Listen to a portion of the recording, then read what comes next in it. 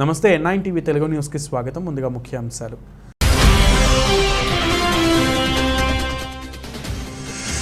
గంపలగూడెం మండలం లింగాల గ్రామంలో medical shop పై ఔషధ నియంత్రణ అధికారుల తనిఖీలు. 3 ఏళ్లుగా లైసెన్స్ లేకుండా మెడికల్ షాప్ నడిపిస్తున్నట్లుగా గుర్తింపు.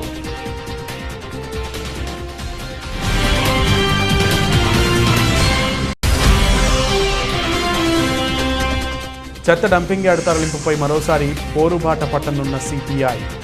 16న సెంట్రల్ ఎమ్మెల్యే కార్యాలయం ముట్టడిస్తున్నట్లు స్పష్టం చేసిన నగర కార్యదర్శి దోనేపూడి శంకర్.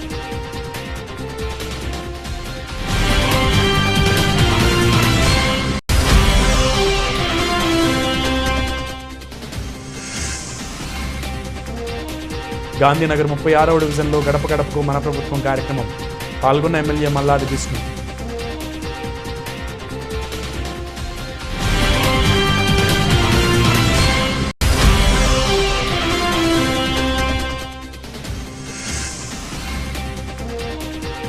మాయ మాటలతో మహిళలను నమ్మించి మోసం చేస్తున్న 2 వ్యక్తులను అరెస్టు చేసిన విశాఖ పోలీసులు.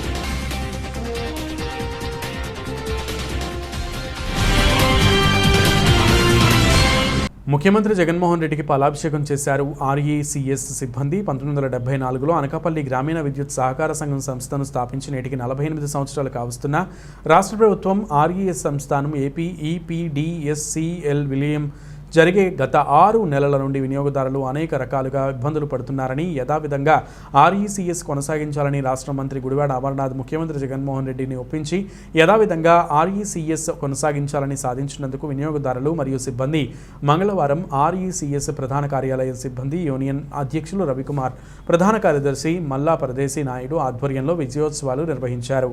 కార్యక్రమంలో పరదేశీ నాయుడు మాట్లాడుతూ, ఈ ఆర్ఈసీఎస్ 5 మండలాల్లో నాణ్యమైన విద్యుత్ అందిస్తూ సంస్థ ద్వారా రాజీవ్ గాంధీ పాలిటెక్నిక్ కళాశాల ఏర్పాటు చేసి విద్యార్థులు 900 మంది వరకు సాంకేతిక విద్య చదువుకుంటూ పిల్లల భవిష్యత్తు గుర్తించిన సంస్థ అన్నారు.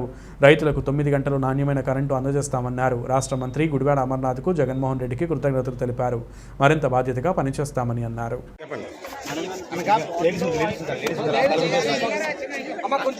అనకాపల్లి గ్రామీణ విద్యుత్ సహకార సంస్థ పరిపాలనా సౌలభ్యం కోసము గౌరవ ముఖ్యమంత్రి వర్యులు దీనిని ఏపీ ట్రాన్స్కోలోకి విలీనం చేద్దామన్న ఉద్దేశంతో దీన్ని ప్రతిపాదన చేశారు. అయినప్పటికీ కూడా గౌరవ శాసనసభ్యులు, గౌరవ మంత్రివర్యులు గుడివాడ అమర్నాథ్ గారు ఆర్ఈసీఎస్ పరిసర ప్రాంతాల 5 మండలాల్లోని తాలూకా వినియోగదారుల మనోభావాలను వాళ్ళ తాలూకా తీసుకొని వాళ్ళ రైతులు ఇక్కడ 5 మండలాలు కూడా రైతాంగం మీద ఆధారపడి ఉంది. ఇక్కడ దరిదాపు 18,000 నుంచి 22,000 అగ్రికల్చర్ సర్వీసులు ఉన్నాయి. ఇదంతా కూడా ఏంటంటే చెరుకు ఆధారిత ప్రాంతము. ఈ చెరుకు ఆధారిత ప్రాంతం కావడం వలన చెరుకు అంతా కూడా అగ్రికల్చర్ మీద ఆధారపడుతుంది. అయితే ఇక్కడ చాలామంది చెప్తున్నారు ఏపీ ఈపీడీసీఎల్లో చెరుకు పండించట్లేదా అక్కడ కాదు. అయినప్పటికీ కూడా ఇక్కడ 1974లో స్థాపించడం వల్ల నేటికి 48 సంవత్సరాలు ఆర్ఈసీఎస్ తాలూకు ఆర్ఈసీఎస్తో వాళ్ళకు మమేకమై ఒక ఆప్యాయత అనుబంధాలతో వాళ్ళు నడుచుకుంటూ వెళ్తున్నారు. ఈ అనుబంధాలతో వెళ్ళడం వల్ల ఏంటంటే వీళ్ళతో ఆర్ఈసీఎస్తో అనుబంధం రైతులకు ఏర్పడింది. అంతే తప్ప ఇది ఏపీ ఈపీడీసీఎల్ అయినా ఆర్ఈసీఎస్ అయినా ఇది సరఫరా చేస్తుంది. కాకపోతే వినియోగదారుల మనోభావాలను గౌరవ మంత్రివర్యులు సీఎం దృష్టికి తీసుకెళ్లము, గౌరవ ముఖ్యమంత్రి జగన్మోహన్ రెడ్డి గారు వాళ్ళ మనోభావం రైతుల మనోభావాలను అర్థం చేసుకొని మళ్ళా ఆర్ఈసీఎస్ సహకార రంగంలో కొనసాగిస్తే రైతులకు మరింత సేవ చేయగలరు అన్న ఉద్దేశంతో ఆర్ఈసీఎస్ని మళ్ళా సహకార రంగంలో కొనసాగించడానికి తగిన ఏర్పాట్లు చేస్తున్నారు. తగిన ఏర్పాట్లు చేస్తున్నందుకు మనందరికీ కూడా ఆర్ఈసీఎస్లో పనిచేస్తున్నటువంటి ఎంప్లాయీస్కి, అదేవిధంగా వినియోగదారుల తరఫున కూడా ముఖ్యమంత్రి వర్యులకి, గౌరవ అమర్నాథ్ గారికి కూడా ప్రత్యేకమైన ధన్యవాదాలు ఈ కార్యక్రమం ద్వారా మేము తెలియజేసుకుంటాం. ఎన్టీఆర్ జిల్లాలోని కంచుకచర్లలో గోపి అనే వ్యక్తిపై కొందరు వ్యక్తులు విచక్షణారహితంగా బ్లేడ్లతో దాడి చేశారు. 450 రూపాయల కోసం 2 వ్యక్తులు దాడికి పాల్పడినట్లు సమాచారం. బ్లేడ్తో కాళ్లపై దాడి చేయడంతో గోపి తీవ్రంగా గాయపడ్డాడు. వెంటనే అతడిని చికిత్స నిమిత్తం ఆసుపత్రికి తరలించారు. ఈ ఘటనపై కేసు నమోదు చేసిన పోలీసులు దర్యాప్తు చేపట్టారు.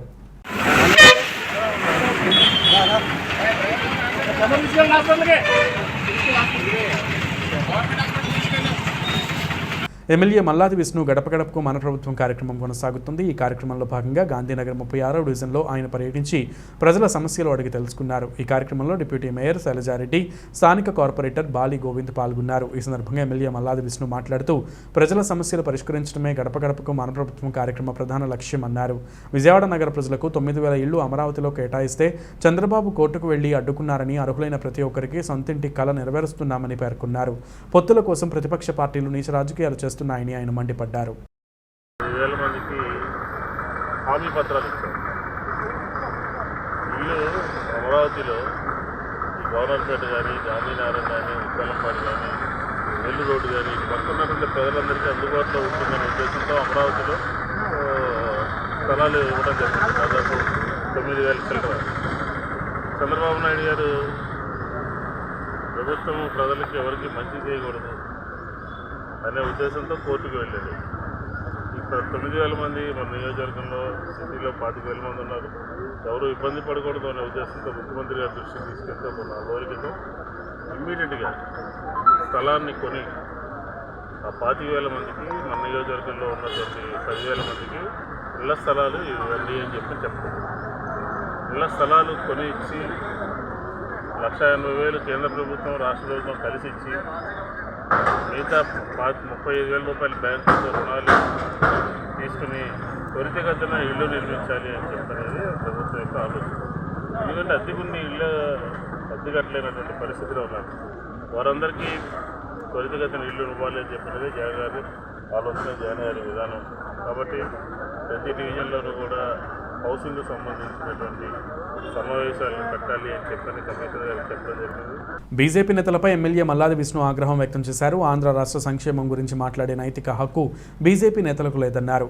ఆయుష్మాన్ భావ ఆరోగ్యశ్రీ నుండి ఏర్పడిందని గుర్తు చేశారు. బీజేపీ నేత జేపీ నడ్డా సీఎం జగన్ను విమర్శించే నైతిక హక్కు లేదని తెలిపారు. బీజేపీకి ఆంధ్ర రాష్ట్రంలో ఓటు, సీటు లేదని, ప్రతిపక్షాలకు వారి ముఖ్యమంత్రి అభ్యర్థి ఎవరో కూడా తెలియదని విమర్శించారు. 2024లో సీఎం జగన్ పార్టీకి ఎదురుగా నిలబడే శక్తి ఏ రాజకీయ పార్టీకి లేదని ఉద్ఘాటించారు. రాజకీయ పార్టీలు ఒత్తిడి గురించేమో ఒకళ్ళేమో ముఖ్యమంత్రి అభ్యర్థిని ప్రకటించండి బాబు అని ఒకళ్ళేమో ప్రేక్షక పాత్ర పోషిస్తున్నారు. 14లోనూ మధ్యలోనూ వాడుకుని విజయంత్రో సిద్ధాంతం మీద. ఇంకొక రాజకీయ పార్టీ ఏమో ఒత్తిడి గురించి ఇప్పుడే కాదు, బీజేపీ విధానం ముందే ప్రకటించే పరిస్థితి లేదు అన్నారు. మొత్తం ఈ ఆంధ్ర రాష్ట్రంలో పొత్తుల వ్యవహారంలో అబాస్ పాలైంది, తేలికైంది, బలహీనపడింది ఏ రాజకీయ పార్టీలో ప్రజలందరికీ కూడా స్పష్టంగా కనబడుతుంది.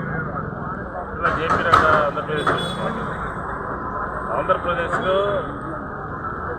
టిక్కెట్లు మేము వేసుకుంటున్నామని, నిధులు కేంద్ర ప్రభుత్వాన్ని అని చెప్పని ఆయనకు అవగాహన ఉందా? అవగాహన రాహిత్యమా? అబద్ధాలు చెప్తున్నారా? అసత్యాలు చెప్తున్నారా?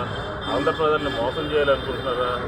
ఈ భారతదేశంలో ఆంధ్ర రాష్ట్రంలో, ఉమ్మడి ఆంధ్ర రాష్ట్రంలో మొట్టమొదటిగా ఆరోగ్యశ్రీని ప్రవేశపెట్టినటువంటి ముఖ్యమంత్రి వైఎస్ గారైతే ఆ ఆరోగ్యశ్రీని ఇంకా మరింతగా బలోపేతం చేసి ఆరోగ్యశ్రీలో ఇంకా అనేక వ్యాధులు చేర్చి ప్రజలందరికీ ఉపయోగకరంగా మార్చినటువంటి రెండో ముఖ్యమంత్రి జగన్మోహన్ రెడ్డి గారు.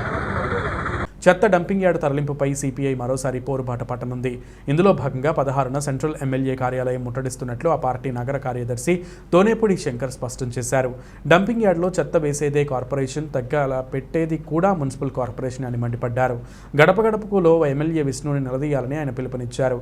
చెత్త డంపింగ్ యార్డు తరలించే వరకు సిపిఐ పోరాటం చేస్తుందని స్పష్టం చేశారు. ఈ నెల 16న సెంట్రల్ ఎమ్మెల్యే కార్యాలయం ముట్టడికి సింగ్ నగర్ ప్రజలు పెద్ద ఎత్తున తరలి రావాలని ఆయన పిలుపునిచ్చారు. సింగనగర్ చెత్త డంపింగ్ యార్డు సమస్య అపరిష్కృతంగా ఉన్నది. ఎమ్మెల్యే,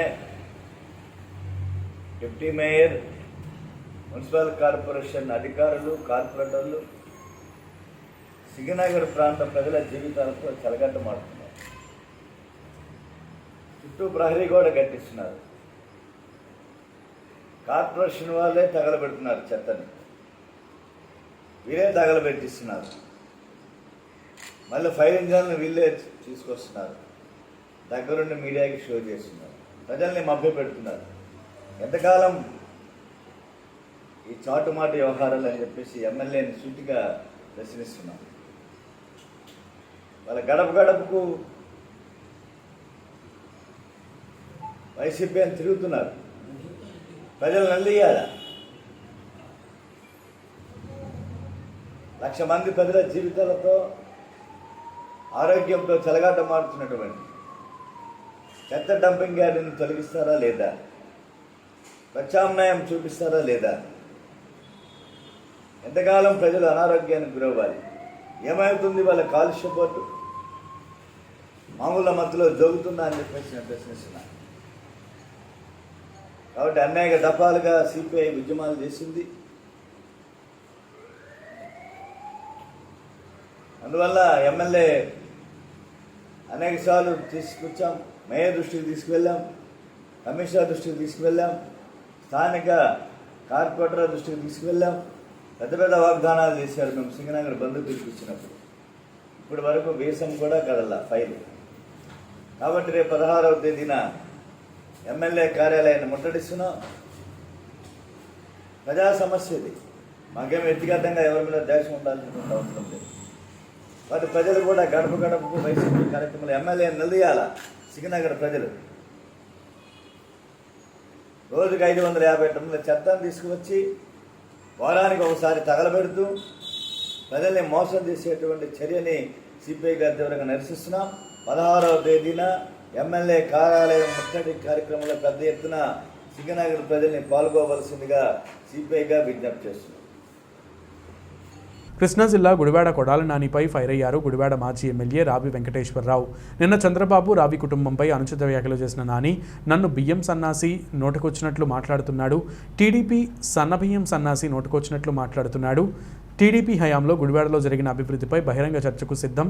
కోవట్ల వల్లే ఇన్నాళ్లు నాని ఆటలు సాగాయి, ఇక సాగవు. నేనేం క్యాషినోలు నిర్వహించి గోవా అమ్మాయిలతో వ్యాపారం చేయలేదు, చెరువు గట్లపై పేకాటలు పెట్టి కొంపలు కోల్చలేదు. నాని అనుచరులు అరాచకాలను ఆధారాలతో బయటపెడతా నాని వెన్నుపోట్లకు ఎంతోమంది అసువులు బాశారు. నియోజకవర్గంలో 28 కోట్ల మట్టి దోపిడీ జరిగింది. నోటికొచ్చినట్లు మాట్లాడితే తాట తీస్తాం, గాజులు తొడుక్కొని ఎవరు కూర్చోలేదు.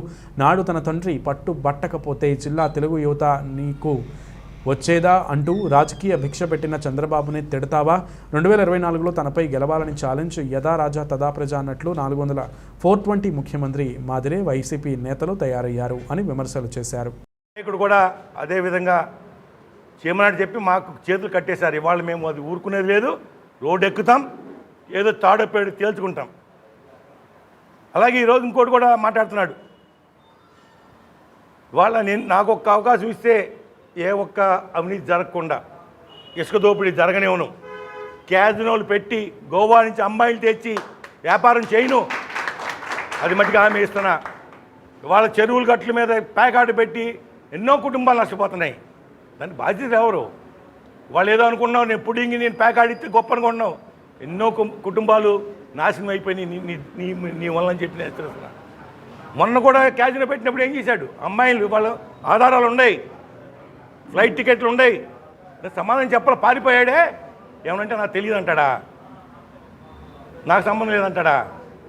సంబంధం లేకపోతే ఇవాళ గుడివాడ నియోజకవర్గంలో ఏ ఒక్క వాలంటీర్ మార్చగలరా అనుమతి లేకుండా? వాళ్ళు అదే చెప్తున్నా, నీకు అనుమతి లేకుండా ఏది జరగదో, పూర్తిగా నీకు దీంట్లో హస్తం ఉంది, నీ భాగస్వామిని ఎంత దోసుకున్నావు అని చెప్పి నేను ప్రశ్నిస్తున్నా. అలాగే ఈరోజు గంజాయి విచ్చలు విడిగా తాగుతుంది. నీకు తెలియదా గంజాయి ఎందుకు దొరుకుతుంది గుడివాడలో అని? ఎక్కడ దొరుకుతుందో తెలియదా? ఎవరు చేస్తున్నారో తెలియదా? ఆఖరికి డ్రగ్స్ అలవాటు చేసి ఈ రోజున యువతని పెడిదావరం పెట్టించావు. ఈ పాపాలన్నీ కూడా చుట్టుకున్న అది గుర్తుపెట్టుకో. ఆఖరికి మొన్న కూడా గంపలగూడ మండలంలో లింగాల గ్రామంలో మెడికల్ షాప్పై ఔషధ నియంత్రణ అధికారులు తనిఖీలు చేశారు. జిల్లా ఔషధ నియంత్రణ విభాగం ఏడీ అనిల్ కుమార్, నందిగామ, గుడివాడ డ్రగ్ ఇన్స్పెక్టర్లు సురేష్ కుమార్, బాలు ఆధ్వర్యంలో విస్తృతంగా తనిఖీలు చేశారు. 3 ఏళ్లుగా లైసెన్స్ లేకుండా మెడికల్ షాప్ నడుపుతున్నట్లు గుర్తించారు. అనుమతులు లేకుండా విక్రయిస్తున్న సుమారు ₹1,00,000 విలువైన 98 రకాల మందులు శాంపిల్స్ స్వాధీనం చేసుకున్నారు. షాపు యజమాని ఆర్ఎంపీ వైద్యునిగా గ్రామంలో వైద్య సేవల్ని అందిస్తూ ప్రభుత్వ నిబంధనలను పక్కన పెట్టిన వైనం కనబడుతోంది.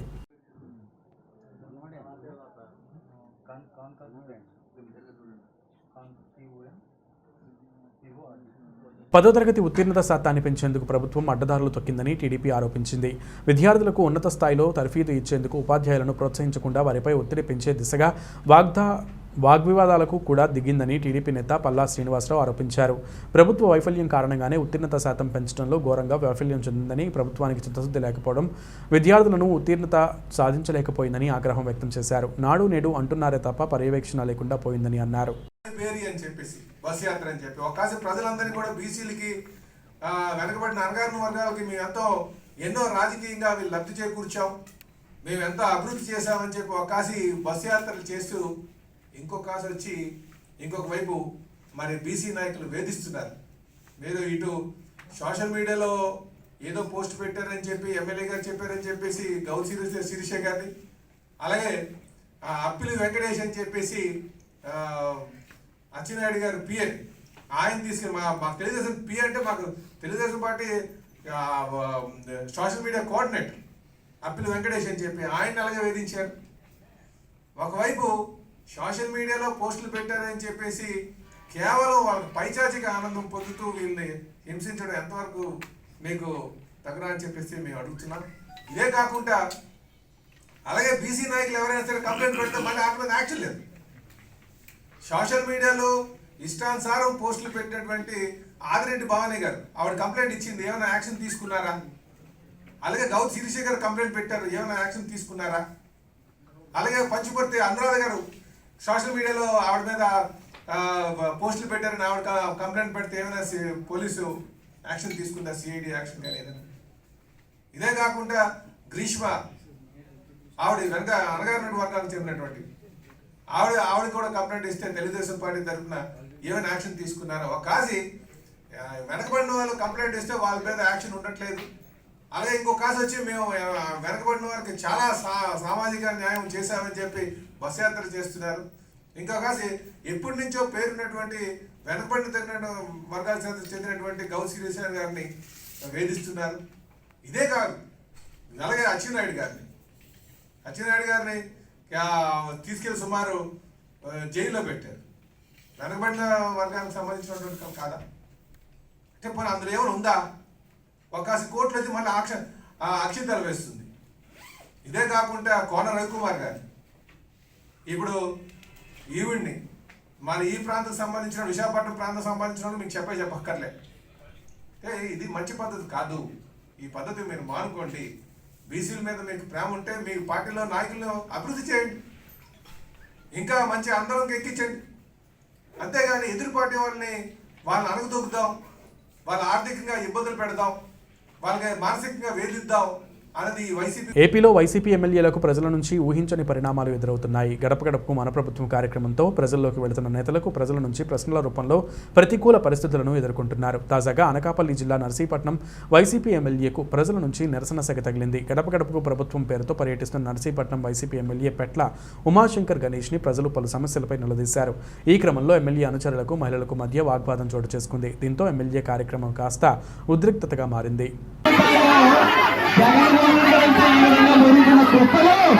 తెలుగుదేశం పార్టీ కుప్పలు ఆయన పోతలందరూ ఎంతమంది వచ్చినా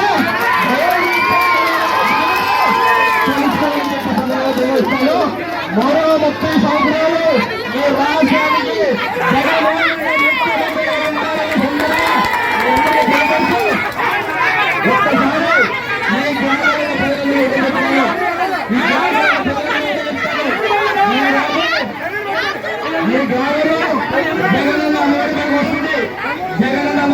సుమారుగా 145 మందికి ఇస్తున్నాం.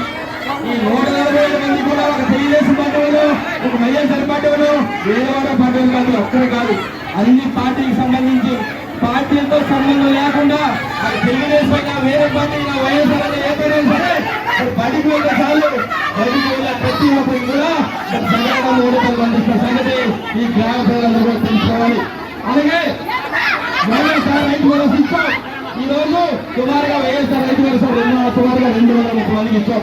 ఈ 230 మంది కూడా ఒక వైఎస్ఆర్ పార్టీ వాళ్ళు కాదు, అన్ని పార్టీలకు సంబంధించిన వాళ్ళ రైతైన ప్రతి ఒక్కరు కూడా వైఎస్ఆర్ రైతు భరోసా ద్వారా ఈ గ్రామంలో ప్రతి ఒక్కరు కూడా తెలియజేయడం జరుగుతుంది. మాయమాటలతో మహిళలను నమ్మించి మోసం చేస్తున్న ఇద్దరు వ్యక్తులను విశాఖ పోలీసులు అరెస్టు చేశారు. బంగారు ఆభరణాలను మెరుగు పెడతామని చెప్పి వాటితో ఉడాయిస్తున్న వ్యక్తులపై ఫిర్యాదు రావడంతో సీసీ కెమెరాల ఆధారంగా వారిని గుర్తించి అరెస్టు చేశారు. మధురవాడ, భీమిలి ప్రాంతాల్లో 4 వ్యక్తులు బంగారు ఆభరణాలను మెరుగు పెడతామని చెప్పి మోసం చేశారు. సీసీ కెమెరాలో వీరి కదలికలను పసిగట్టిన పోలీసులు విజయనగరం రైల్వే స్టేషన్ సమీపంలో గుర్తించి అరెస్టు చేశారు. పరారీలో ఉన్న మరో 2 వ్యక్తుల కోసం పోలీసులు గాలిస్తున్నారు. వీళ్లు బీహార్కి చెందిన వ్యక్తులుగా నిర్ధారించిన పోలీసులు శివారు ప్రాంతాల్లో ఒంటరిగా ఉండే మహిళలను టార్గెట్ చేస్తుంటారు వెల్లడించారు. తెలుసుకుంటూ పోతే చివరికి ఆ వెహికల్ విజయనగరం రైల్వే స్టేషన్లో పార్కింగ్ ఏరియాలో పార్క్ చేసి ఉండడం జరిగింది. దాని మీద మేము ట్రాప్ వేసి 2 ముద్దాయిల్ని ముఖేష్ షా మరియు సంతోష్ కుమార్ షా అనేటువంటి 2 వ్యక్తులు ఆ మోటార్ సైకిల్ తీసుకోవడానికి నైట్ ఎక్కడో స్టే చేసి తీసుకోవడానికి వచ్చినప్పుడు వాళ్ళని పట్టుకోవడం జరుగుతుంది. అయితే వీళ్ళిద్దరూ బీహార్కు చెందినటువంటి వ్యక్తులు. ఒరిస్సాకు వచ్చి ఒరిస్సాలో ఒక బండి తీసుకొని ఇంకొక 2 వ్యక్తులు పరారులో ఉన్నారు. వాళ్ళిద్దరిని కలుపుకొని 4 వ్యక్తులు వచ్చి విశాఖపట్నం అవుట్స్కట్స్లో ఉన్నటువంటి రెసిడెన్షియల్ కాలనీని టార్గెట్ చేసుకొని ఎక్కడైతే ఒంటరిగా గృహిణులు ఉంటారో వాళ్ళని మాయమాటలు చెప్పి నమ్మించి మెరుగు పెడతామని చెప్పి తీసుకొని సిల్వర్ ఆర్టికల్స్ రిటర్న్ ఇచ్చేసి బంగారు వస్తువులు మాత్రం వాళ్ళని ఏమార్చి తీసుకొని వెళ్ళిపోయేటువంటి ఎంఓగా మాకు అర్థమైంది. వాళ్ళు కన్ఫెస్ చేయడం జరిగింది. ఆ 2 ముద్దాయిల్ని అరెస్ట్ చేయడం జరిగింది. ఇంక 2 ముద్దాయిలు వీళ్ళతో వచ్చినటువంటి వాళ్ళు బంగారు డిస్పోజల్ చేసేటువంటి వాళ్ళు పరారులో ఉన్నారు. వాళ్ళని కూడా పట్టుకోవడం జరుగుతుంది. 2 బీహార్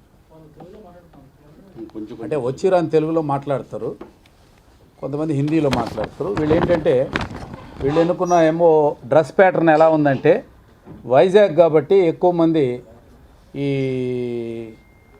ఆర్గనైజేషన్స్లోనూ సెంట్రల్ గవర్నమెంట్ ఇండస్ట్రీస్ అయితేమి ప్రైవేట్ ఇండస్ట్రీస్లో పనిచేసేటువంటి వాళ్ళు ఒక విధమైనటువంటి యూనిఫామ్ ఉంటుంది కాబట్టి ఎవరికీ అనుమానం రాకుండా లైట్ బ్లూ కలర్ షర్టు వేసుకొని డార్క్ కలర్ ప్యాంట్ వేసుకొని టక్ చేసుకొని ఎవరో ఎంప్లాయీ అనుకునే విధంగానే ఆ ఇంటికి గృహిణులకి అప్రోచ్ అవ్వడం జరుగుతుంది. వాళ్ళు చెప్పిన దాని మీద గృహిణులు నమ్మి బంగారు ఇచ్చేస్తున్నారు. అలా ఎవరైనా సరే ఇళ్ళకొచ్చి మేము మెరుగు పెడతామని అంటే నమ్మవద్దు. గోల్డ్ మెరుగు పెట్టించుకోవాలంటే మీకు అలవాటు ఉన్నటువంటి షాపుకు పోయి మెరుగు పెట్టించుకోండి తప్ప ఇంటికి ఒంటరిగా వచ్చి మోటార్ సైకిల్ మీద వచ్చో నడుచుకుంటూ వచ్చో మిమ్మల్ని మెరుగు పెట్టిస్తామంటే మాత్రం ఖచ్చితంగా వాళ్ళ అఫెండర్లను మీరు అనుమానించాలి. 100కి కాల్ చేసి సమాచారం మాకు ఇవ్వవలసి ఉంది. ఏమైందండి మన స్టేట్లో లేదు, తెలంగాణ స్టేట్లో ఏదో ఆ మిగతా ముద్దాయిలు 2ని పట్టుకొని వస్తే మనకు ఎక్కువ కేసులు కావడానికి అవకాశం. చెడు వ్యసనాలకు బానిసై జల్సాలకు ఈజీగా మనీ కోసం ద్విచక్ర వాహనాలను టార్గెట్ చేస్తున్న నిందితుడిని విశాఖ పోలీసులు అరెస్టు చేశారు. గాజువాక పరిధిలో వాహనాలను దొంగలిస్తున్న వాసు అనే వ్యక్తిని అదుపులోకి తీసుకుని అతని వద్ద నుంచి చోరీ చేసిన వాహనాలను స్వాధీనం చేసుకున్నారు. అశోక్ కుమార్ ఇచ్చిన ఫిర్యాదుతో రంగంలోకి దిగిన పోలీసులు విచారణ చేపట్టి అనుమానితులను ప్రశ్నిస్తున్న క్రమంలో వాసును విచారించగా అతని వద్ద నుంచి చోరీ చేసిన వాహనాలను స్వాధీనం చేసుకున్నారు. పోలీస్ స్టేషన్ పరిధిలో ఈ మధ్యకాలంలో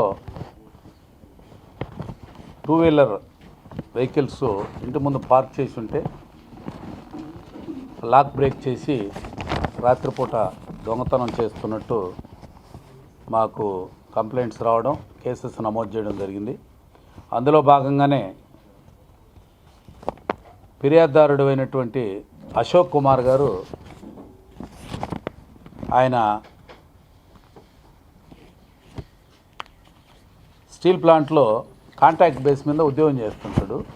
డే టైం డ్యూటీకి పోయి తిరిగి వచ్చి నైట్లో షెడ్ ఉంటుంది ఆయనకి, ఆ షెడ్లో పెట్టి షెడ్కి తాళం వేసుకొని ఇంట్లో పడుకుంటాడు. పొద్దున్న 6 గంటలకు లేచి ఆయన షిఫ్ట్ ప్రకారం డ్యూటీకి పోవడానికి చూస్తే ఆ షెడ్ బ్రేక్ ఓపెన్ అయి ఉంటుంది. దాంట్లో ఉన్నటువంటి 2 wheeler vehicle AP 31 CZ 9582 hero glamour vehicle దొంగతనం అయిందని చెప్పి వచ్చి మాకు ఫిర్యాదు ఇవ్వడం జరుగుతుంది. ఆ ఫిర్యాదు మీద అంతకుముందు పోయినటువంటి వెహికల్స్ ఏమున్నాయని చూసి మేము దర్యాప్తు స్టార్ట్ చేసి ఉన్నటువంటి లోకల్లో ఎంఓ అఫెండర్స్ని, అనుమానం ఉన్నటువంటి వ్యక్తుల్ని వీళ్ళందరినీ తీసుకుని విచారిస్తున్నటువంటి క్రమంలో మాకు కీర్తి వాసు అనేటువంటి అతను పట్టుబడతాడు. అతన్ని మీద అనుమానంతో విచారించగా ఈ అశోక్ కుమార్ గారి వెహికల్, దాంతోపాటే ఇంకా 6 మోటార్ సైకిల్స్ మా దగ్గర నమోదైనటువంటి కేసుల్లో రికవరీ అవ్వడం జరుగుతుంది. ఇతని ఎంఓ ఏంటంటే చెడు అలవాట్లకి బానిసైపోయి డబ్బుల కోసం సులభంగా సంపాదించడం ఎలా అని ఈజీగా లాక్ ఓపెన్ అయిపోయేటువంటి వెహికల్స్ని సెలెక్ట్ చేసుకుని 2 వీలర్స్ని ఇంటి ముందు పార్క్ చేసి ఉన్నటువంటివి, ఎటువంటి సీసీ కెమెరాలు లేనటువంటి ప్లేస్ చూసుకొని ఆ వెహికల్ని లాక్ బ్రేక్ చేసుకొని దొంగతనం చేసి అమ్ముకోవడానికి పెట్టుకున్నప్పుడు మనం పట్టుకోవడం జరిగింది.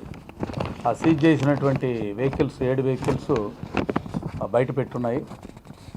గాజువాక క్రైమ్ సిఐ గారు సూర్యనారాయణ మరియు వాళ్ళ టీము ఈ 2 వీలర్ దొంగతనం. కోట పట్టణానికి చెందిన దయాకర్ అనిలాల కుమార్తె గీతికా లక్ష్మీ సాయి స్థానికంగా ఉన్న శ్రీ ప్రగతి పాఠశాలలో 10వ తరగతి చదువుతోంది. సోమవారం ప్రకటించిన 10వ తరగతి పరీక్షా ఫలితాలలో విద్యార్థిని గీతికా లక్ష్మీ సాయి 584 మార్కులు సాధించి మండలంలో మంచి మార్కులతో ప్రతిభ కనబరిచింది. ఈ క్రమంలో విద్యార్థిని ఈరోజు తన తండ్రి దయాకర్తో కలిసి కోట ఎస్ఐ పుల్లారావును మర్యాదపూర్వకంగా కలిశారు. కోట ఎస్ఐ పుల్లారావు విద్యార్థిని ఆమె తండ్రితో కొంతసేపు మాట్లాడారు. కుటుంబ నేపథ్యం అడిగి తెలుసుకున్నారు. ప్రత్యేకంగా అభినందించారు. అనంతరం విద్యార్థినికి స్వీట్ తినిపించి శుభాకాంక్షలు తెలిపారు. ఈ సందర్భంగా ఎస్ఐ మాట్లాడుతూ కృషి పట్టుదలతో ప్రయత్నిస్తే విజయం సొంతమవుతుందన్నారు. ఇందుకు ఈ విద్యార్థిని నిదర్శనమన్నారు. భవిష్యత్తులోనూ ఇలాగే కష్టపడి చదివి ఉన్నత శిఖరాలు అధిరోహించాలని విద్యార్థినితో అన్నారు. తల్లిదండ్రులు ఆశయాలు సాధించేలా కృషి చేయాలని ఆకాంక్షించారు. ఈ ఫలితాలు తనకు ఎంతో ఉత్సాహాన్ని ఇచ్చాయని విద్యార్థిని తెలపగా కుమార్తె విజయం పట్ల తండ్రి దయాకర్ హర్షం వ్యక్తం చేశారు. ఇంటర్మీడియట్ మంచి తీసుకొని 10th టైప్స్ మార్క్స్నా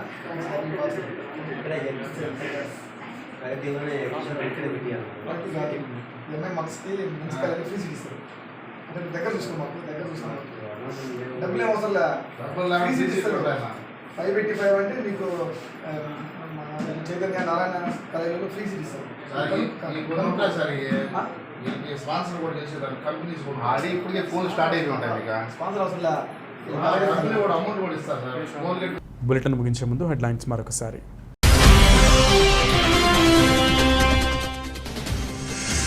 గంపలగూడెం మండలం లింగాల గ్రామంలో మెడికల్ షాప్పై ఔషధ నియంత్రణ అధికారుల తనిఖీలు. 3 ఏళ్లుగా లైసెన్స్ లేకుండా మెడికల్ షాప్ నడిపిస్తున్నట్లుగా గుర్తింపు.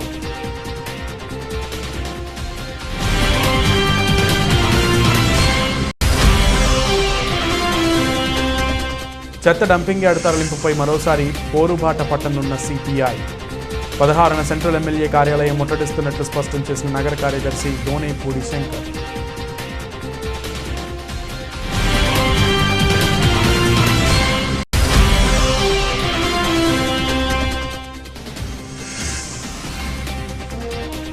గాంధీనగర్ 36వ డివిజన్లో గడప గడపకు మన ప్రభుత్వం కార్యక్రమం. పాల్గొన్న ఎమ్మెల్యే మల్లాది విష్ణు.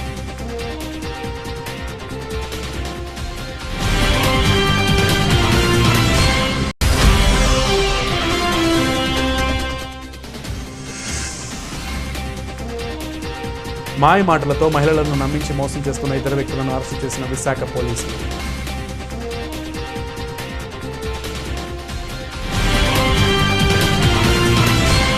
ఇవి బులెటిన్ విశేషాలు. నమస్తే.